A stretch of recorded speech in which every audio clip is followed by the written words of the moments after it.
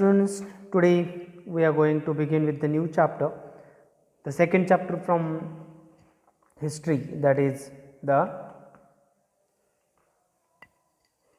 era of regional kingdoms. So, let us begin with the chapter.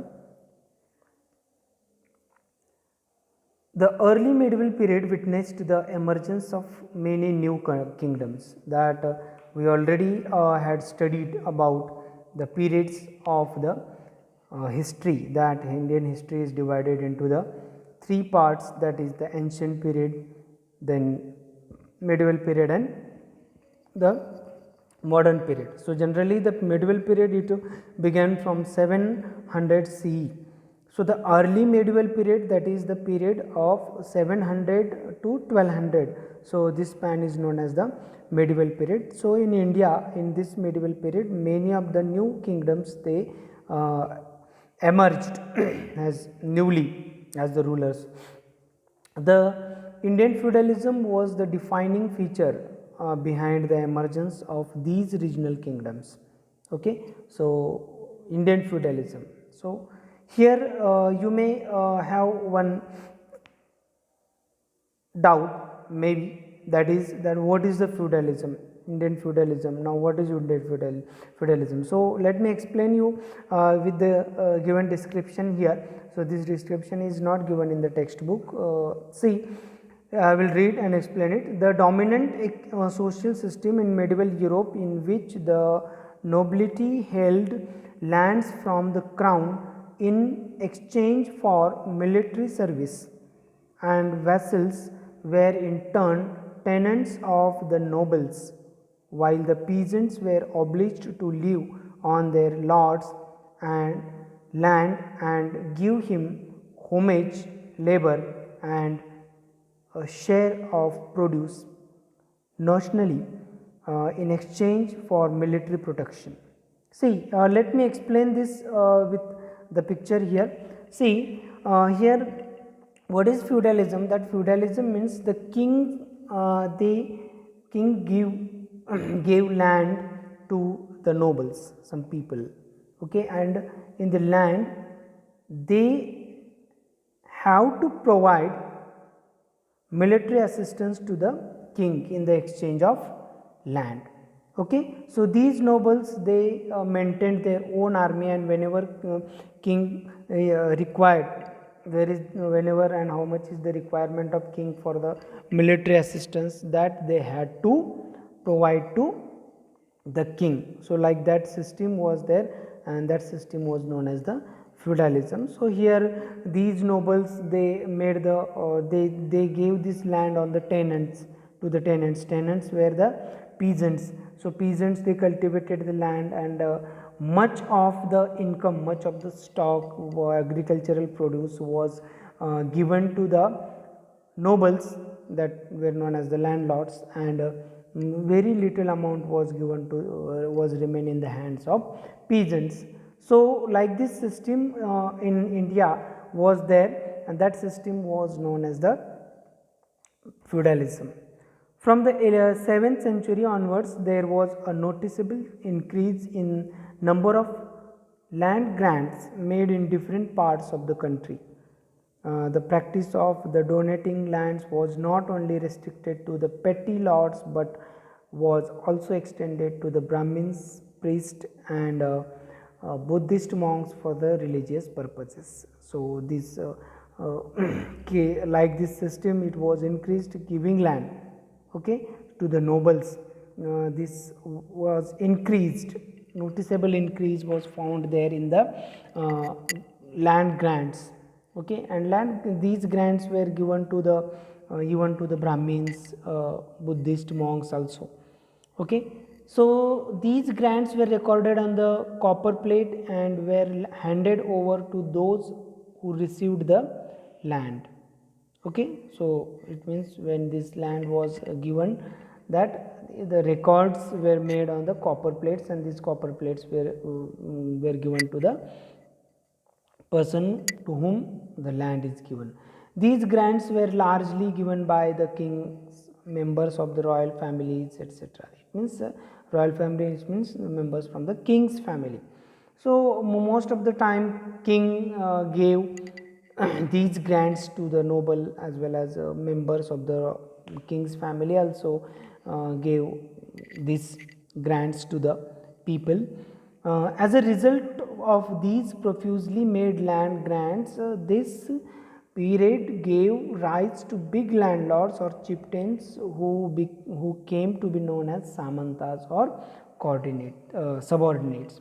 So these this system has given the birth to the chieftains and landlords. The people, they became very lord and they maintained their own army, and they started to known as a samantats, subordinates of the king. Okay, immediate after the king, that samantats.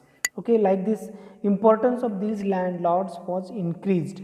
They were not only expected to bring valuable gifts for their kings or overlords, but also to remain present in at their courts in and provide military assistance to them. Okay, it means these landlords, samantas, देखो gradually in what way that feudalism has converted, it means in the emergence of the new kingdom that we are studying. Okay, first they got the land, then they maintained the army for king only, then they got too much of income from the lands, they maintained army with very less amount, they became richer.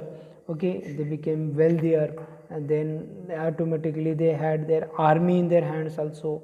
Okay, like this these importance of samantas was increasing, and it was compelled for the samantas that they had to give valuable gifts to the king. Okay, whenever the army is needed, they have to provide army to the kings. Then they had to be present in the courts also.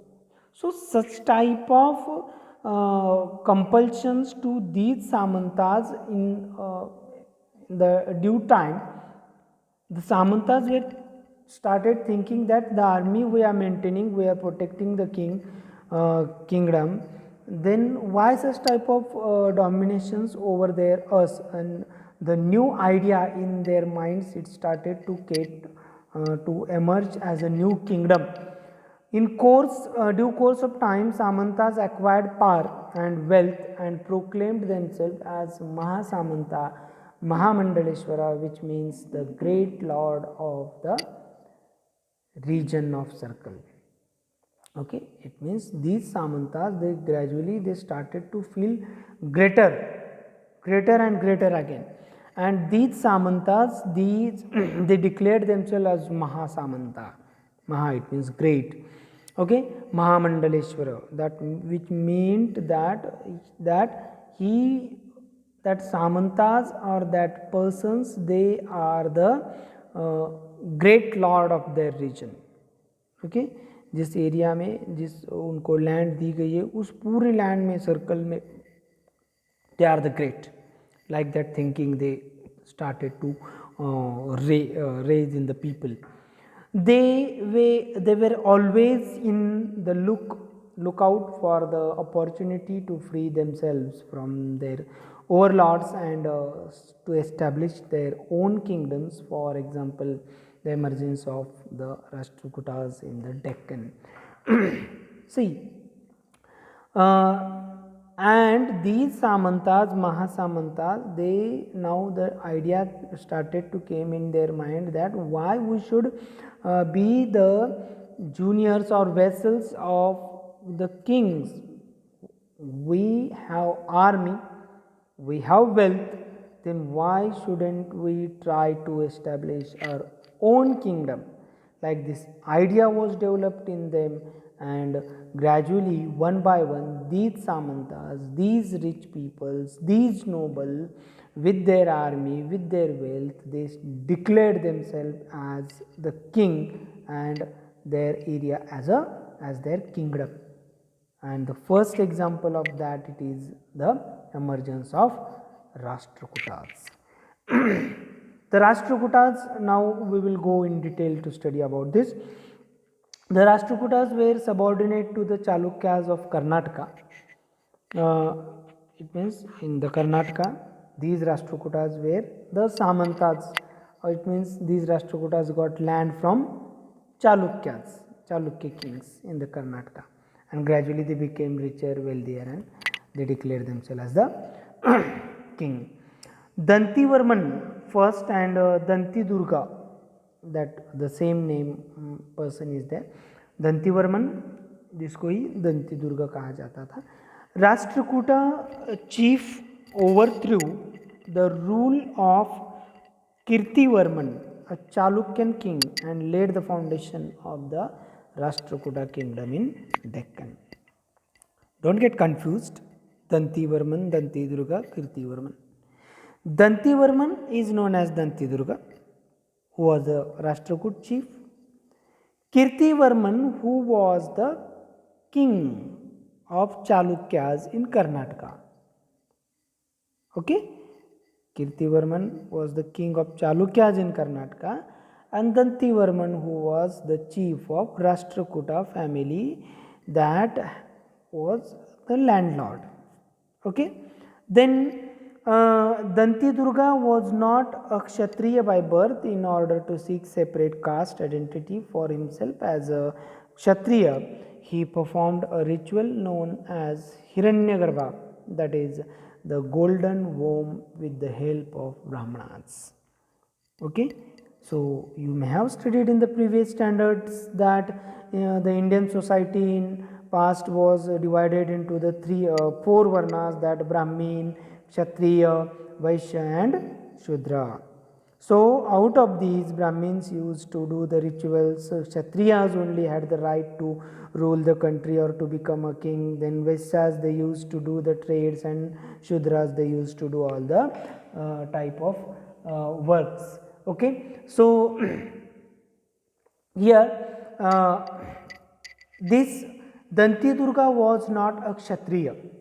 Okay, so he was not Kshatriya, and because he was not Kshatriya, so he was not had the right, he was not having the right to become a ruler. Okay, so because of that he wanted to had make one ritual to place. So that ritual was made by Danti Durga, that Hiranyagarbha. Okay, with the help of Brahmins he is managed to make that ritual, and that ritual, after the ritual he became Kshatriya. Okay, and then he became liable to become a king. Danti Durga's successor was Krishna. First was a great conqueror. He established the Rashtrakutas as the dominant power in the Deccan. Okay, so Krishna, he became very powerful leader, successor of Dantivarman, and this Krishna one became a powerful Rashtrakuta leader, and he established the dominant or the domination of the Deccan Rashtrakutas in Deccan. Okay, then Amogh Varsha was the first, was one of the greatest rulers of Rashtrakuta dynasty. Amogh Varsha first, okay, was the greatest ruler. It means most of the developments and improvements about the Rashtrakutas that was happened in the period of Amogh Varsha. Therefore, he was known as the most important, one of the greatest and significant king from the Rashtrakuta dynasty. During the 64 years of his rule, there were many rebellions in the empire. In whose reign? Amogh Varsha's reign. Many people they made the revolt against Amogh Varsha, but he crushed it, he managed it. In what way he managed it? Instead of war, he was more inclined towards peace, religion and the literature. Okay, so it means that this Amogh Varsha, he was mostly believed in peace and religion. He was not believed in war. Okay, So therefore he avoided war in every case, okay, and every matter he handled with peace, okay, with the religious morals, and as well as he was the lover of literature also. He was a good builder also, and because of that he constructed the capital for Rashtrakutas, that was known as Mandakhet or the Malkhed, that is near Solapur, now present day Solapur in Maharashtra, in our state only, very close to us, to our Usmanabad. Okay, so this capital city was constructed by uh, Krishna, that Amog Varsha 1, okay, and that was known as Malkhed or Mandakhed. The Rashtrakutas dominated Deccan for almost 200 years. They not only left their mark in the political field but also in the field of administration, art, and culture. Okay, so it means for how many years these Rashtrakutas, they continued their rule? For 200 years they continued the Rashtrakuta dynasty to rule over the Deccan territories, and in these years they had created their own development, own significance in the field of administration, art, as well as the culture. The next family, the next dynasty that emerged as the kingdom in early medieval period, that was the Palas. Okay, so Gopala, who was the first ruler who established the Pala kingdom in India, when 750 750 CE, where in the eastern India. Okay, so Pala dynasty, Pala empire was established by Gopala in eastern India, probably in 750 CE. He not only unified Bengal but also established its supremacy by annexing Magad, that was the part of Bihar present days. He unified Bengal. It means Bengal. He extended his territories with acquiring whole Bengal, and he established his supremacy by annexing Magad. Why? Because Magad that time was a very powerful rule, and annexing Magad was, it needed more power also. So because of that, it is said that acquiring Magad or acquiring Magadha that time, it was considered as the supreme power. So he acquired Magad, and he established the supremacy of Palas. Devpala was the last powerful ruler, Pala ruler. He extended his dominions by conquering Pragjotishpur in Assam, part of Odisha, and the part of modern Nepal also. Devpala, that was the last powerful ruler. After Devpala, no ruler was that much of capable to control the territory or control their administration, even the kingdom also. So therefore, Devpala, he conquered Pragjotishpur, which was the part of Assam. Then he much of the part of Odisha he acquired, and he conquered part of modern Nepal also. So these Palas, after the death of Devpala, weak successors were there, as already we discussed that was Devpala was the last powerful ruler of Palas. So it means what, his successors were not so capable to control the territory as well as to secure the boundaries of their kingdoms. So because of that, Pala, it got disintegrated, okay, and the Palas played a significant role in reviving cultural and religious traditions. Okay, it means what, he in India, to revive, to develop, to improve the cultural and religious traditions in India, these Palas were very important. Okay, they were very important, and they made the development, they made new improvements in the culture as well as religious traditions of India. According to the Tibetan chronicles, Pala rulers were great patrons of Buddhist learning and religion. So these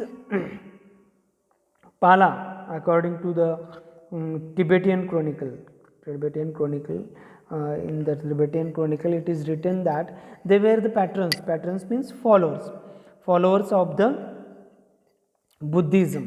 Okay, and they were patrons of learning also. Buddhist literature they used to follow and learn always. So obvious it means they were the followers of Buddhism.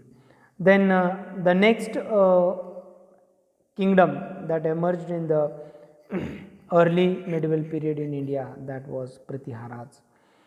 The rise of the Gurjara Pratiharas, also known as Pratiharas, these Gurjara Pratiharas, they were simply known as a Pratiharas also, was the important feature of early medieval India. These Pratiharas gave up their traditional occupation and rose the prominence by using their military skills in Rajasthan. So these Pratiharas, they used their military skills and they established their territories, established their kingdom in Rajasthan.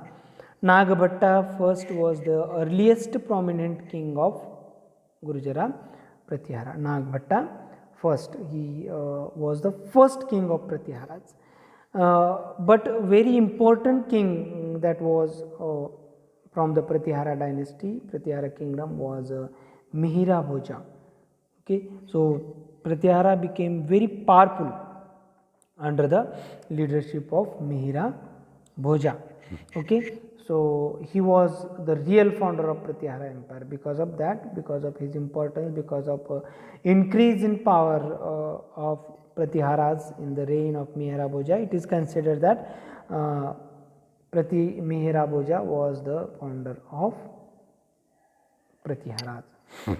He rebuilt the empire and recovered Kannauj, which remained the capital of the Pratiharas for almost a century. Okay, he rebuilt Kannauj, the city which can be utilized as the capital, and that continued for the 100 years in the rule of Pratiharas. That Kannauj was the capital of Pratiharas. The Pratiharas were great patrons of learning and literature. Then they were the loved person with the literature, and they love to learn many new things. Okay, so the Pratiharas ruled North India from the early 9th to the middle of the 10th century. See, early 19th century to the middle of the 10th century, this much of long period they ruled over their kingdom.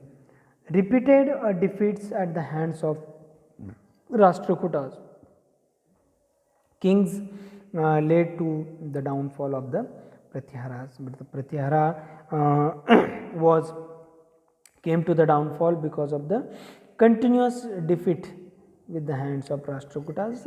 It means we can say that Rashtrakutas were powerful than the Pratiharas. So Pratiharas, most of the time they got defeated by Pratiharas, Rashtrakutas, because of the downfall of Pratiharas was found. So administration that was very common in these three kingdoms. So what type of administration was there, that we will see here. Many kings of the newly emerged kingdom adopted elaborate titles such as Mahajana, Maharaja Adhiraj, Tribhuvana, Chakravartin. Okay, कुछ ऐसे titles उन लोगों ने खुद को दिए गए थे, जैसे कि in the previous chapters we have studied that Aurangzeb declared himself the title of Alamgir.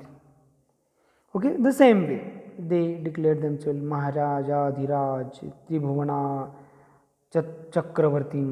Okay, despite of such claims, the new kings often shared their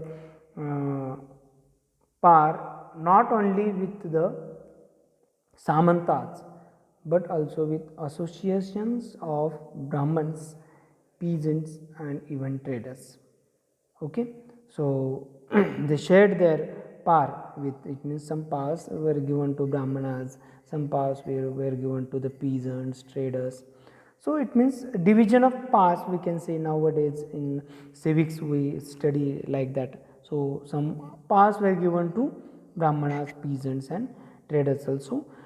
In each of these states, peasants, artisans, cattle keepers were often compelled to surrender a certain part of their produce. Okay, it means these peasants, artisans, cattle keepers, they have to give some produces or whatever they had made to the kings in the form of tax, we can say. Okay, so then sometimes these resources were claimed as rent due to overlord who asserted that he was the owner of land. Okay, it means the king, he was considered as the owner of the land, and because of that, on that land they were doing these all activities, so they had to pay the land rent of this land in the form of their produces to the king.